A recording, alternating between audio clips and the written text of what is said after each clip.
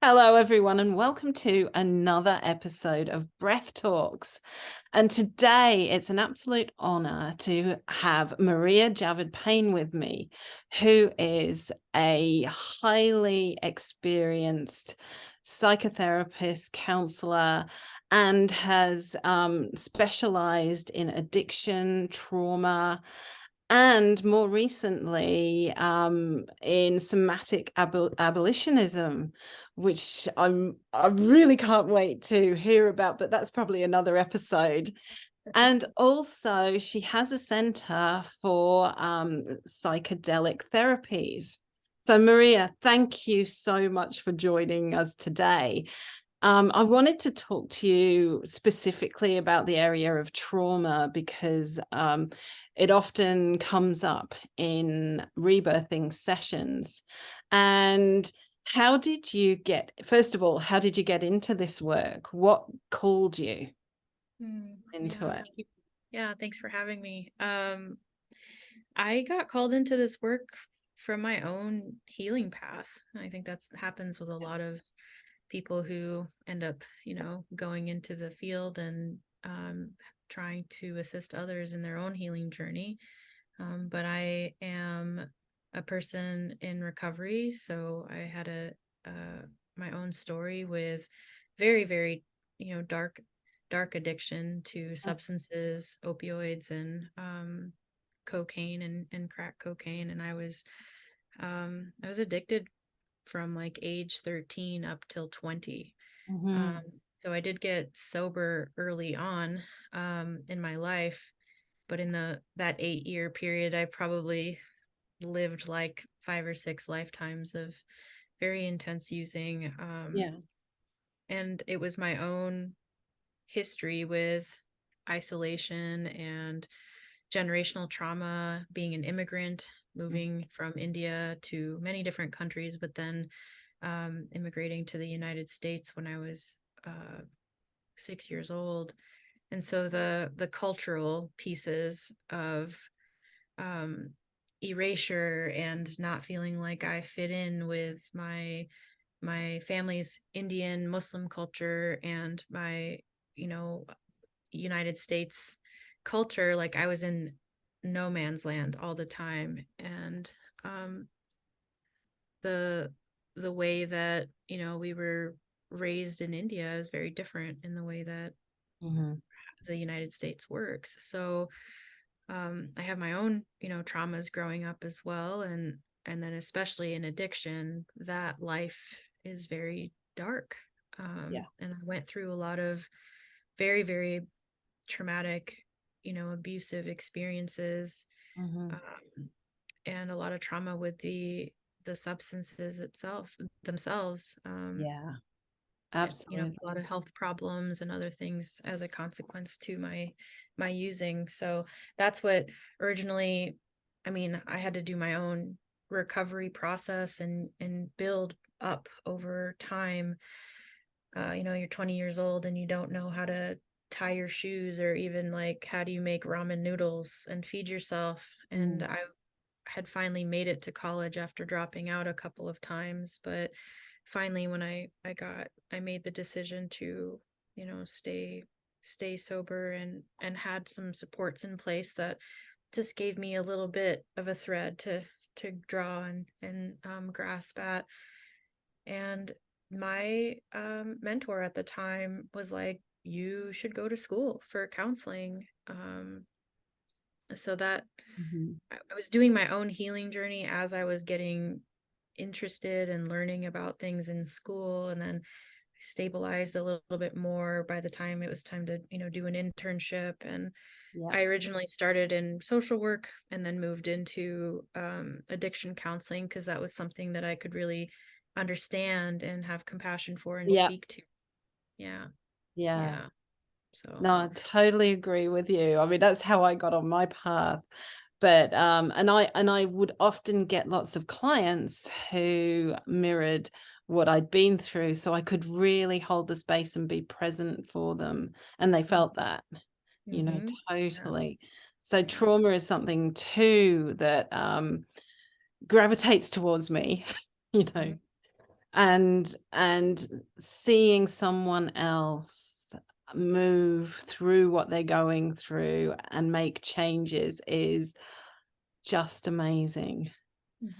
Yeah. So Do our own work and hopefully inspire others, as we do it. And it's so important to like stay deeply rooted in our own clarity and healing, so that we can hold that space for others without having our own, um it's that balance of like having the compassion but not letting our own stories sort of spill out into the space. So working with that took a lot of years, and brain spotting was one of the main modalities.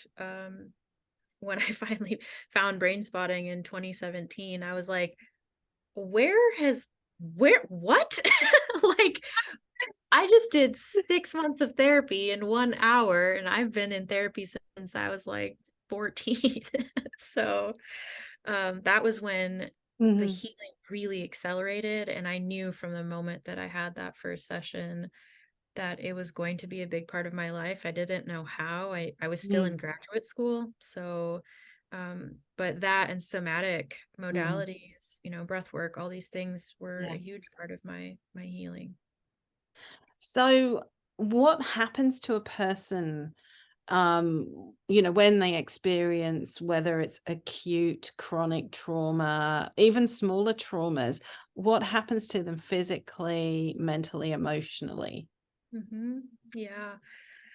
Well, I'll speak to it in simpler terms right now, but trauma, like defined, is a response in the body that has been stuck. So it didn't have a chance to like fully articulate itself, or complete itself. And that can be for a variety of reasons. So maybe in the moment of that trauma, it wasn't safe to do whatever the act that our body might have wanted to do, or perhaps there were multiple things that the body wanted to do, but it only got to do, the thing it thought was the safest. So um in short, it's like our fight, flight, freeze, collapse responses that come from the subcortex and the deep brain, the part of our brain that is always scanning for safety and for threat. When a threat is experienced, whether real or perceived, we're going to have a physiological response to that. We're going to um, have a tendency to, want to flee, or fight or freeze. And that affects our organs. It affects our musculature. We tend to constrict or brace, bracing for impact, bracing to freeze, and, make ourselves go into that state that will numb us so that we don't feel the pain of whatever it is that we've gone through. And it shows up in a myriad of ways. And it's not something that we like have agency over consciously. It's reflexive. So um the stuckness is that inability to have fully expressed it. And that could be, in that moment, it could be there wasn't support after.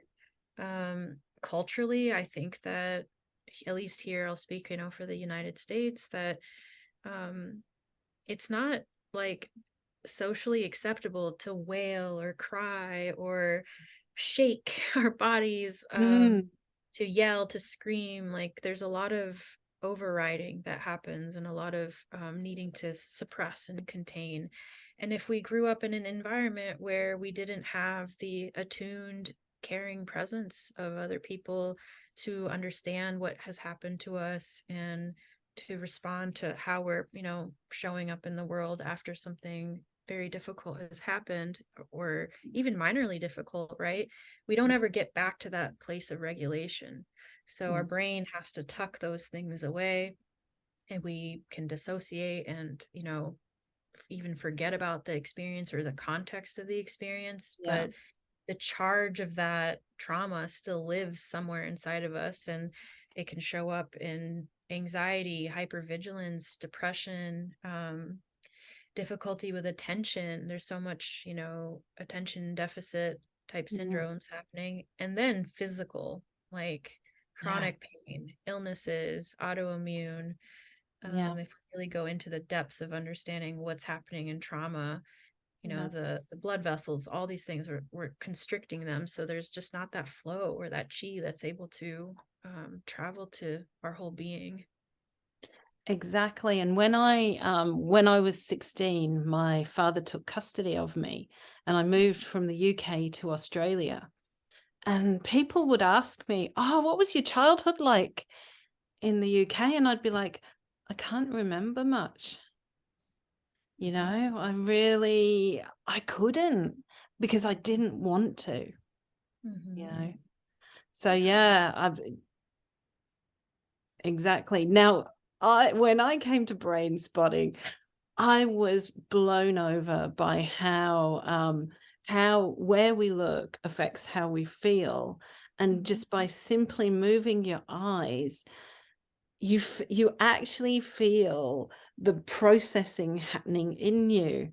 So tell everyone just a little bit more about brain spotting, how it works and how it releases trauma. Absolutely.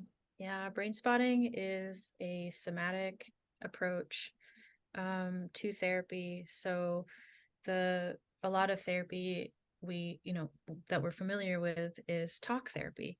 So two people in a session or a group, but talking back and forth, and that's very much neocortical. So the language centers of the brain tend to be a bit higher up in the frontal lobe, Mm, Broca's area, and we're using language to try and access emotional issues in our being, in our body, in our brain. And the the emotional regulation centers of the brain actually are in the subcortex, in the deep brain, so behind our eyes actually, mm, and sitting on top of the brainstem. So with brain spotting, what we're doing is a bottom up approach versus talk therapy, which does a top down approach, trying to go from the frontal lobe into the body.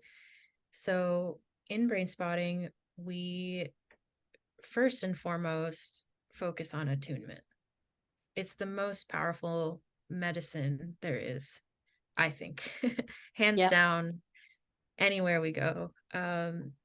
The attunement is the focus and the care and the presence of the practitioner given to the client, and also co-regulation. Mm, So we're offering a nervous system to our clients that is regulated or in a ventral vagal state, and the mirror neurons that we have um, translate that to whoever we're with. So mm, that's first and foremost the job of the practitioners, to be in a place of deep presence and care and compassion for mhm. our clients, because that's what was missing in the trauma, right? And that's what's needed in healing. When our bodies heal, we heal from a place of care, from love, if whatever you want to call it, attunement. Yeah. And when we can attune to others, they can then begin to start attuning to themselves. So in brain spotting, what we're doing, like if I was setting up a session, I do the intake, I do the history Mhm, gathering, I work with understanding the picture. And in my practice, I primarily do intensives. So instead of like hour, 90-minute sessions, I typically have people come and work with me for a block of time, whether mhm, that's 3 hours in a day or whether that's like for 5 days and we're doing brain spotting for 4 to 6 hours in a day with breaks, wow. of course. So we're really deep diving in. But in a session, we would be, talking about the issue and finding out about everything you need to in that moment, like what's the hardest part, what's still stuck about this, and locating where it is in the body. Where do you notice that inside? And so, client might say, well, I have this history of, um, physical abuse and, happened in my childhood. And I feel really tense, like my shoulders and my chest, my heart rate increases when I think about it. And once you've got that activation and you're tuned into it together, we would take either a pointer or we would invite that person to gaze in certain directions. There's many different techniques, but we would use a pointer that helps people focus their eyes. So here's a pointer. And we would scan their line of sight, like at eye level. And we would ask them, do you notice it more, over here as you look over on your left side? Or do you notice it more over And here? this is what I really found amazing when I did it with you the first time, is like how your body just completely, the sensations change as the pointer's moving. And that blew me away. Yeah. Yeah. And the reason for that is that once we would find, the spot, we would hold it there. And I'll go into that here in a minute. But the reason for why is it that where we look affects how we feel? Well, the theory behind brain spotting is that the eyes are an extension of the brain. Literally, like when I'm looking at your eyes, I'm actually looking at a part of your brain. It's the eyes are like the scanners of the brain. Brain uses the eyes to scan the environment outside of itself, outside of the body. And we found in brain spotting that the brain uses the eyes to also scan for information inside the body. So a brain spot, so wherever you kind of notice, like, oh my gosh, that tension in my shoulders and my chest is more, like, let's say right about here, it's because theoretically the information of that somatic activation is held right there in the brain. So the brain spot correlates to the file, so to speak, of where that memory, where that information, that neural network that's holding that experience that person had, and we're going right to it. We're bypassing everything else in the frontal lobe, and we're going directly into where that is held, and it's subcortical. And that's the place in our brain that focuses on regulating emotions and engaging in a protective response, or releasing protective response when we find that we're in a period of relative safety again. So these stuck, frozen parts of us, in time and place, in memory form, we're accessing exactly where that is and bringing the body and the brain to that spot and holding it there so that this process of homeostasis can begin. And I love talking about homeostasis. Like, I think we really focus on physical homeostasis a lot. Like, okay, you go for a run, you stop, you have, elevated heart rate and respiration, and then it goes back to resting. You don't have to work at that. Your system knows what resting is. It's wired in us. It's hardwired in us. And so when we think about emotional homeostasis, what is that? Well, calm, grounded, open, engaged, content, maybe joyful. And when clients reach out to us asking for help, saying, hey, I'm struggling with this, and this, depression, anxiety, trauma, part of them knows, like, hey, I want to be feeling grounded, calm, content, neutral, and I'm not. So I let them know, even when I first phone call, like, your body already knows that it wants to be here and it needs some support to get there, because for emotional homeostasis, we need the attunement. We need that experience of relative safety again to allow that to happen.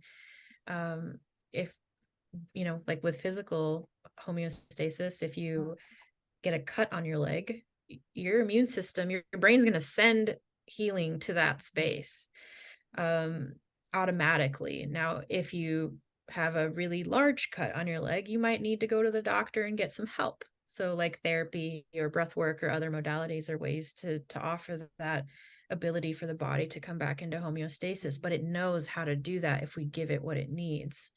And the focus on one spot, and we can use multiple spots, but typically in brain spotting, it's one spot, allows the brain to access that stuck, tucked away, dissociated, like when you were saying you don't really remember a lot of your childhood. Avoidance is very normal Yeah. with trauma. It's part of it. And it's part of the protection. We needed that at the time because we didn't have the tools to heal it in that Yeah. moment.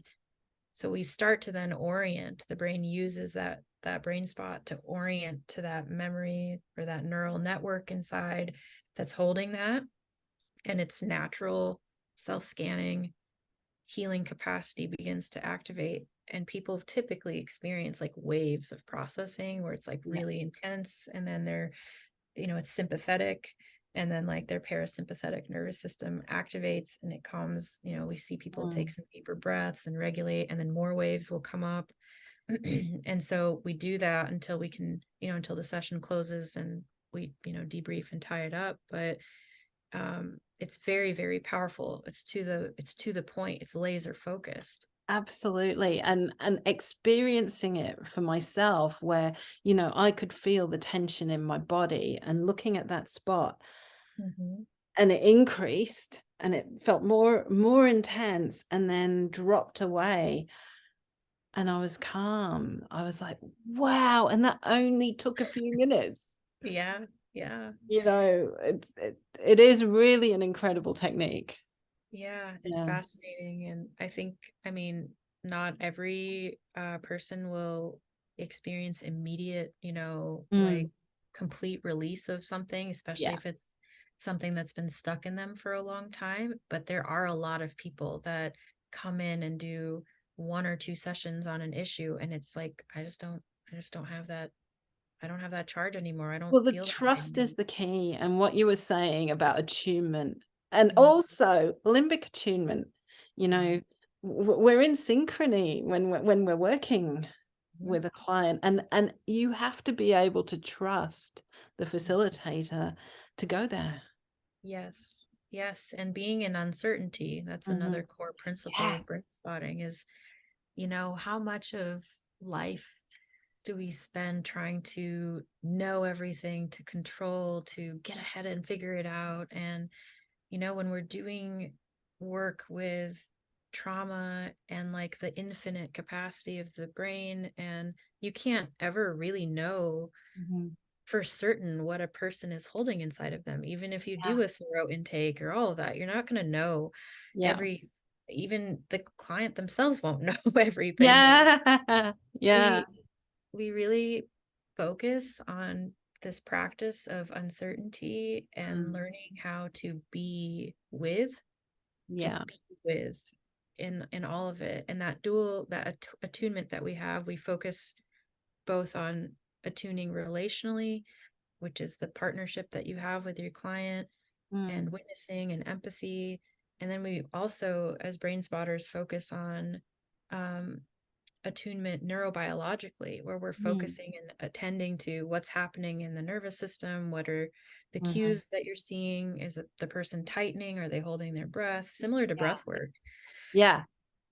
And that is all we have Yeah. with the uncertainty. It's the caring presence of moving through. And when we give that to people, their bodies know what to do on their own. Mm. And it's so different to talk therapy because it's client led. Correct. Yeah. Yeah. We follow the client's nervous system. Yeah, Yeah. absolutely. Yeah. And on the converse side of it, we have resource spots Mhm. and expansion spots. So just very briefly, could you explain those? Yeah, absolutely. So, um, the same way, you can brain spot just about anything that has activation in your Mhm. body, anything that you can notice, sensory wise in your body. And so, there's many techniques in brain spotting that are focused on like the distress of something, but um, for those who might have a lot of complexity, we can offer a resource spot, which is a place in the body that we focus in on that feels grounded or calm or rooted. And we can then process the activation through the spot that is grounded and resourced. we can also do expansion work, which is some of my favorite work to do. And that is positive. Like, oh, I want to imagine, I really want to get that dream job that I've been wanting for the longest time. And but I have all this anxiety, and like I just, don't know that I can do the interview and get to it, for example. And so in an expansion session, we would actually have the client embody what it would be like to be in their dream state that they want to be in, that job that they want, where they're feeling empowered, where they're feeling really good, and bring up as much sensory information as we could about that. So, how do you carry yourself in the world when you have this job? How would you talk to people? How would you relate to yourself? What kinds of values or emotions would you be moving with? And once you get that activated in the body, you find a spot that connects to that future state, let's say.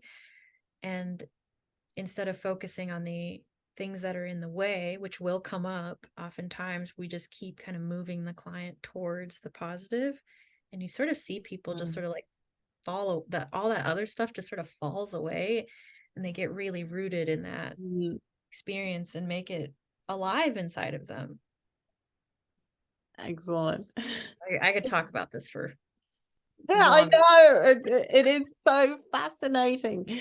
Yeah. But Mariya also trains phase 1 and 2 brain spotters. So if you're an established therapist of quite a wide range of therapies, you can do the training. So your website is awakenconsultingservices.com, is that correct? Okay, so check out Mariya's website. The phase 1 and 2 trainings are fantastic, and I really fully recommend them. And you do have a consulting service as well, focusing on addictions, race issues, trauma, and using the psychedelic approach with ketamine. Yeah. Thank you. Well, thank you so much for joining me today. It's been an absolute pleasure. Likewise. Thank you so much. It's great to be here.